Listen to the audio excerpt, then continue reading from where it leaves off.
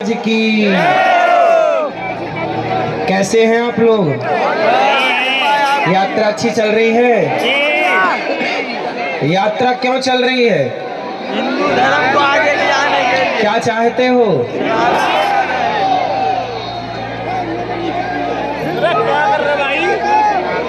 क्या चाहते हो इस देश में? हिंदू राष्ट्र क्यों चाहिए? हैं?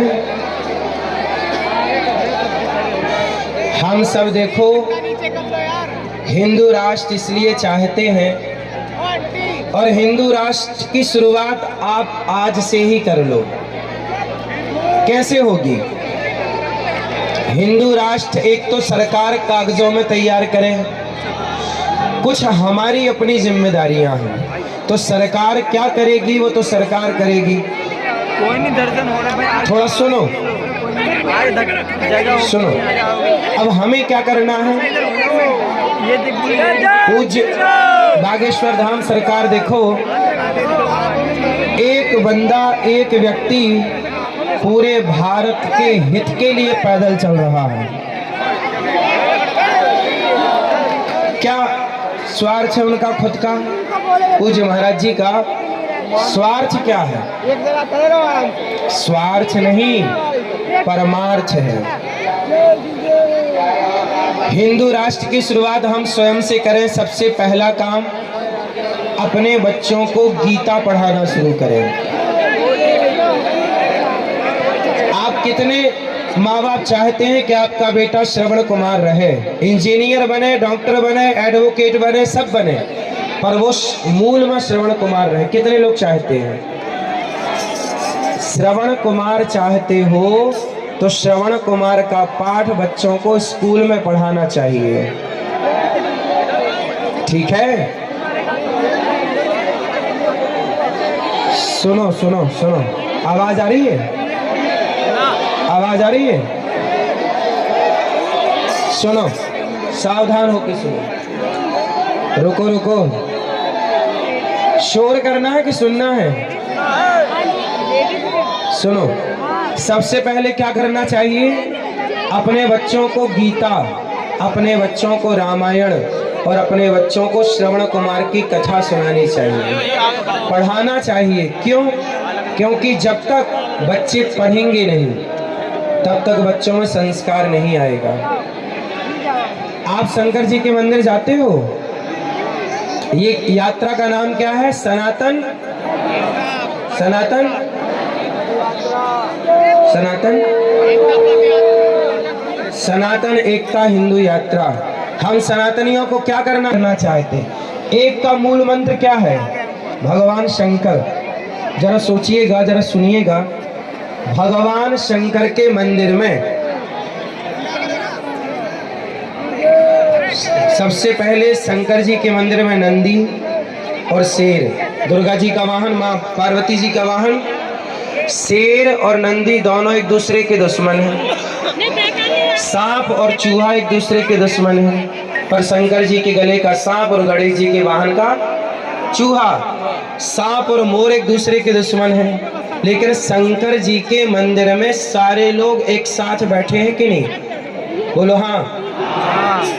सनातन एकता का मतलब है, यदि एकता आप चाहें तो शंकर जी से सीखें। शंकर जी के परिवार में इंसानों की छोड़ दो, पशु पक्षी भी एक होकर के रहते हैं।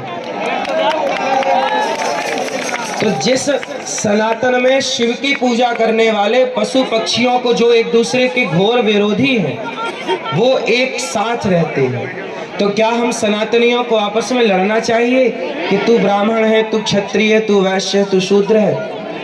हम सनातनियों को एक होना चाहिए। और याद रखिएगा, जो व्यक्ति झाड़ू होती है ना, झाड़ू यदि तिनकों से बनती है और यदि वो बिखर जाए ना तो स्वयं कचरा हो जाती है, लेकिन यदि वो तिनके संगठित हो जाएं तो सारे कचरे को साफ कर देते हैं। हम यदि हिंदू बिखरे रहेंगे तो कोई भी हमें रौंद करके मार करके चला जाएगा और गुलाम बनाएगा। हम ना बिखरे होते तो क्या अंग्रेज हमें गुलाम बना पाते? अंग्रेजों का षड्यंत्र क्या था नहीं, आज भी है। आज भी षड्यंत्र अंग्रेजों का क्या है? फूट डालो शासन करो। उसी सिद्धांत को हमारे देश में कुछ लोग चला रहे हैं। आज भी हमारे देश में आपस की लड़ाइयां हैं, फूट डालो शासन करो। हम आपस में न लड़ते तो क्या हम कभी गुलाम होते? हम गुलाम क्यों हुए?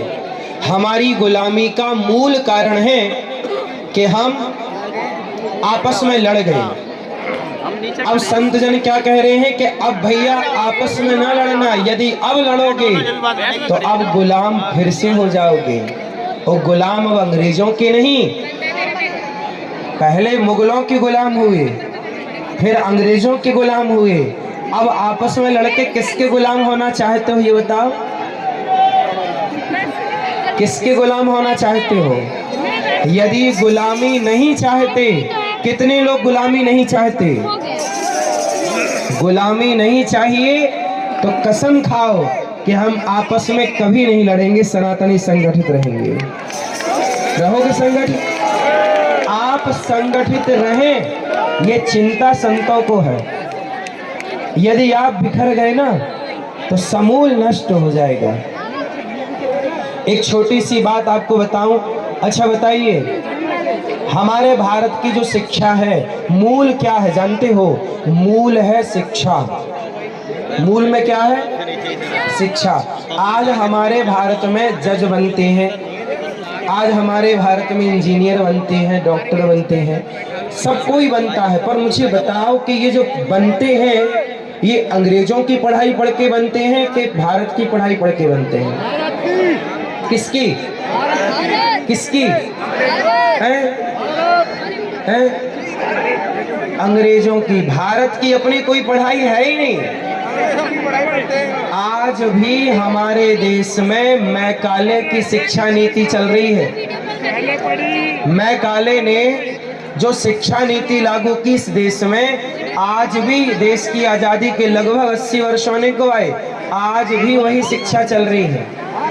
हम कहते हैं कि मैकाले की वो शिक्षा की क्या, जब अंग्रेज भाग गए तो अंग्रेजों की शिक्षा नीति भी हटाओ और भारत की मुख्य शिक्षा नीति लागू करो। और भारत की नीति में क्या होना चाहिए? भारत की शिक्षा नीति में बताओ, मातृ देवो भव।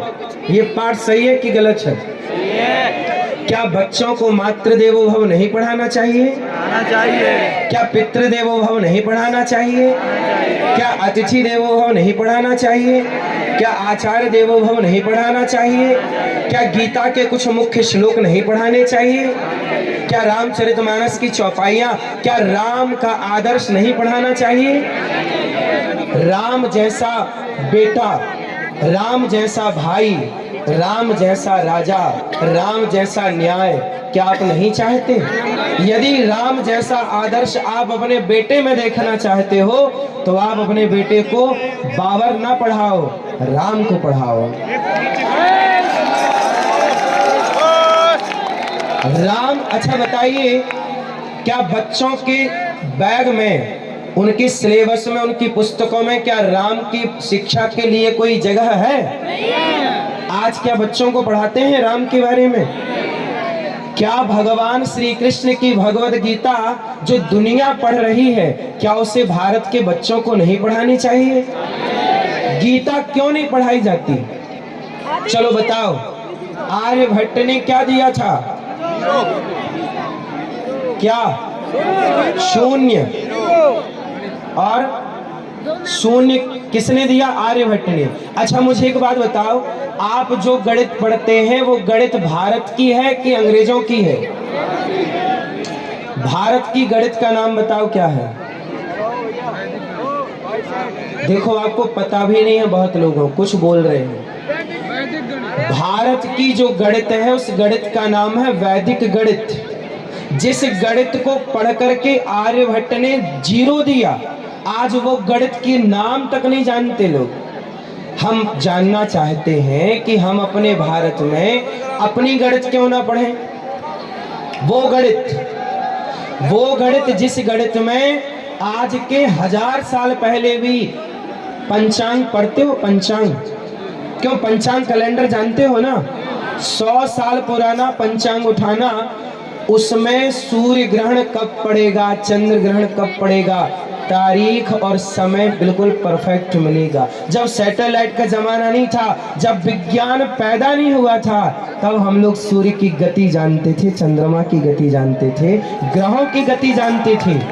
क्यों जानते थे? क्योंकि हमारी अपनी गणित थी, वैदिक गणित। उस गणित के कैलकुलेशन से हम सब जानते थे। लेकिन आज की आधुनिकता के नाम पर भारत की अपनी संस्कृति पीछे रह गई। यदि आप भारत की संस्कृति पढ़ते तो इन संतों को पैदल चलने की क्या जरूरत थी?